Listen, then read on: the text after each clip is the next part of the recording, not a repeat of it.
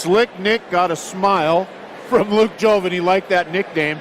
Now I'm noticing that Luke isn't wearing any shoes, which indicates he may have either a kickboxing or MMA background, while Nick's got the boxing shoes on. It looks like he's probably been in the ring quite a bit, so we'll see how this goes. So the fighters touch gloves in the center of the cage. Both of these fighters starting out the feeling out process very sharp, very technical. Keeping their heads off center. Nice left hand by Luke Jovin. Was a left lead from the southpaw position. Using his reach very well.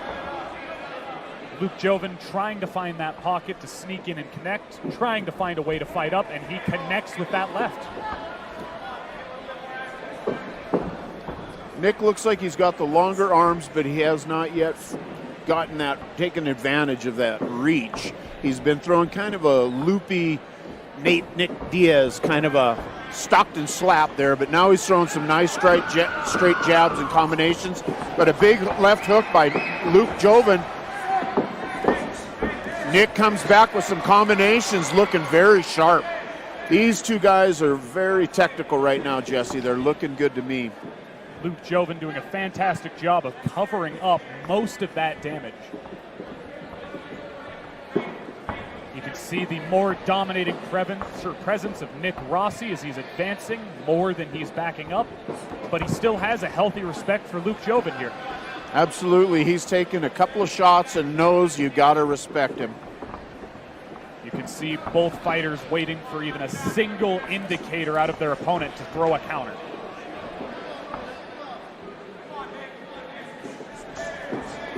Nice combination by Nick Rossi. Luke Jovin comes right back in. The combination of his own. Once that distance has been closed, it looks like Luke Jovin is ready to fight. He's just playing it comfortable and safe on the edge of this range. Nice left hook by Luke Jovin, glancing off of Nick Rossi. That's the end of round number one. Kind of a feeling out process, Jesse. It looks like we may have a couple of counterpunchers there, which tends to slow things down, but I've got a feeling both of their corners are going to encourage them to engage just a little bit more during rounds 2 and 3, because you can't sit back and win a fight. These are fairly short rounds, meaning you got to get in there and you got to get busy in both the kickboxing and the boxing. There's not a lot of time for a feeling out process here. But both of these guys, you'll notice, are keeping their heads off a center line. They're moving forward, back. Very experienced boxers in here. So I'm really impressed by both of their form so far. Absolutely. And judging by the physique of these fighters, as well as their technical skill and their obvious familiarity with the cage, neither of these fighters is going to get tired out unless they are put under serious pressure. Neither one of them look to be breathing hard right now. That wasn't a torrid pace, but it was a steady pace. We'll see if they pick it up here now for round number 2. I think I actually overheard out of Nick Rossi's corner that they wanted to see a little bit more activity out of it. A little bit busier. They touch gloves, and both fighters coming forward a little more than they were in round number 1, just as we expected. They engage in the center of the cage. You can see Luke Jovin using that shoulder shrug to try to advance on a side that he has a full cover on.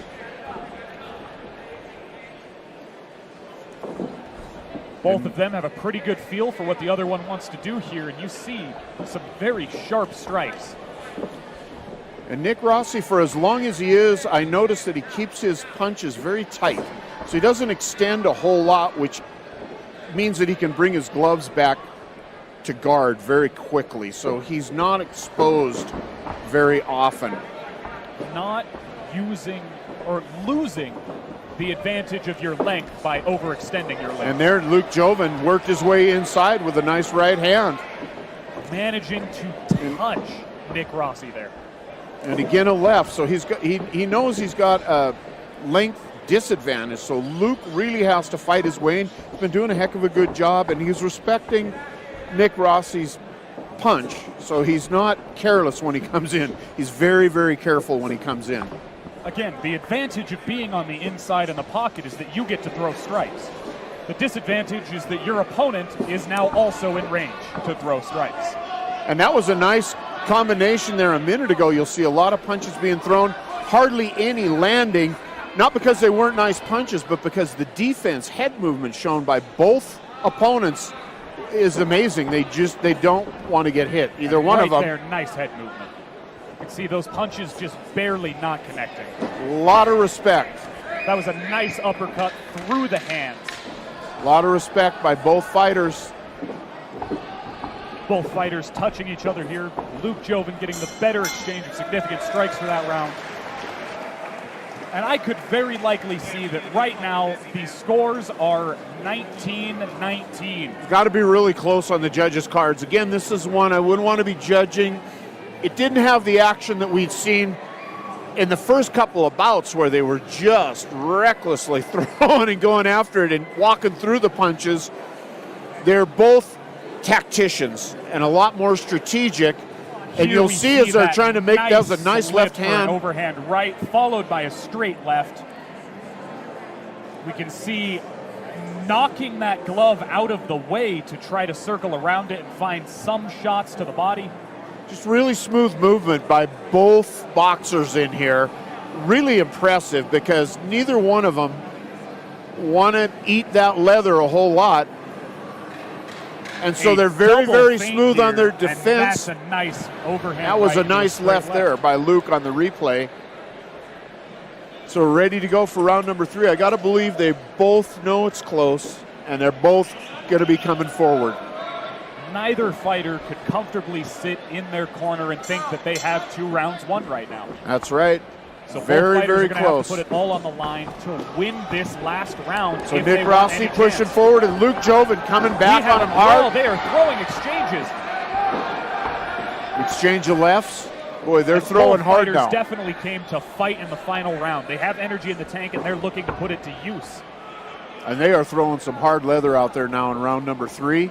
But a little bit slowing down to see where's the openings. I believe both fighters trying to find an advantage by turning up the heat, and when they found they could be matched, they had to slow back down to not burn out in the last round. The last thing either fighter wants to do here is overextend and end up on the floor. Yeah, knockdown here would pretty much seal the deal. Nice shots to the body followed by shots to the head. As we learned from earlier fights, a nice right hand by Nick Rossi. Find you a gap in your opponent's defenses. Good combination by Luke Jovin there. Very nice combination by Luke Jovin as he was advancing.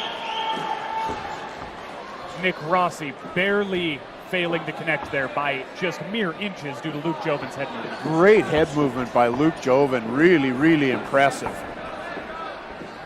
Only getting touched by enough of that punch for it not to hurt.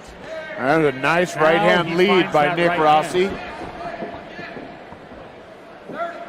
Kind of a sneaky punch because he's throwing it from far back, but he's got the length to do that. So you're expecting a left, and he leads with that right, and he's had some success, but now Luke coming back. We see a 1-2 and a hook to the body. We see another 2 thrown over the shoulder. 10 seconds left, Jesse. Let's see how they finish. Both of them want this fight. They're standing in the center of the cage, throwing leather. Let's see who might come out here in the last 10, and that's it. That's the end of this fight. All right. Great fight. That was where you saw some real skill by both fighters in there, Jesse. They were a little bit weary, but both of them, I would say, defensive specialists, because either one of them took a lot of damage in that. And again, it wasn't because there weren't good punches being thrown. It's because they both had super good defense, good head movement, good body movement, good foot movement, really impressive fighters. And that both of them. Absolutely correct, Manny.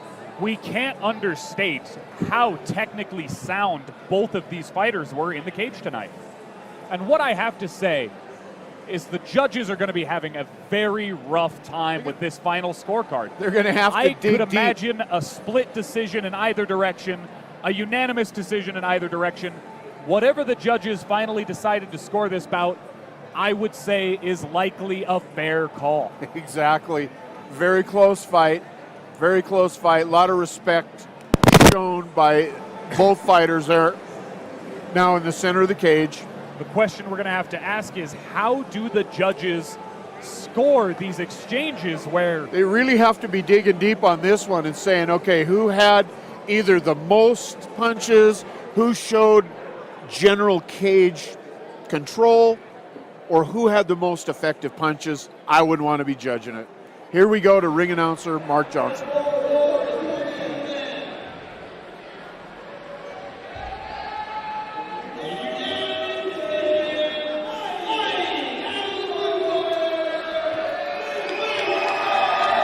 Out of the blue corner, Luke Jovin comes in from Sakura in Missoula and takes the win.